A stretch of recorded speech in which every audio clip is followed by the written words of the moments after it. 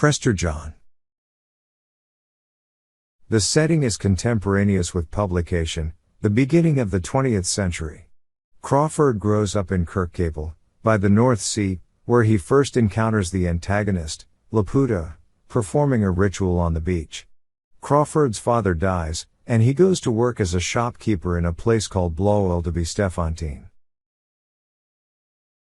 Crawford comes into contact with a Portuguese man, Enriquez, and again with Laputa, and he gradually learns of illegal diamond smuggling and of a planned rising of the native people of the region, including the Zulu people and the Swazi people, led by Laputa. Laputa's skill as a preacher allows him to inspire many tribes across the region to follow him, and he invokes the legend of Prester John and positions himself as the rightful heir and leader who can rise up against colonial rule. Crawford learns more about this after meeting Captain Arkell, who leads the colonial army and police. Using information learned from having overheard the conversation of Laputa and Enriquez, Crawford infiltrates the cave where the tribal leaders are gathering and witnesses Laputa commencing the rising, wearing the necklet of Prester John, which legitimizes his leadership.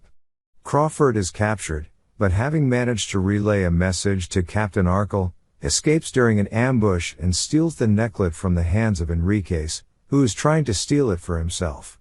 After running all night, Crawford is climbing a ravine in the escarpment up to the plateau above the berg when he is captured again. But he manages first to hide the necklet, which is made of priceless rubies.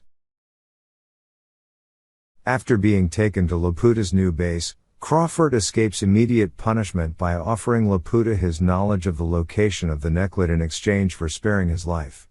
Laputa, who needs the necklet in order to convince his followers, but has not told anyone of its loss, goes alone with Crawford to search for the necklet. In the ravine, Crawford narrowly escapes once again and steals Laputa's horse to take him to Arkell's headquarters. With Laputa separated from his army, Arkell's forces are able to quell the leaderless uprising.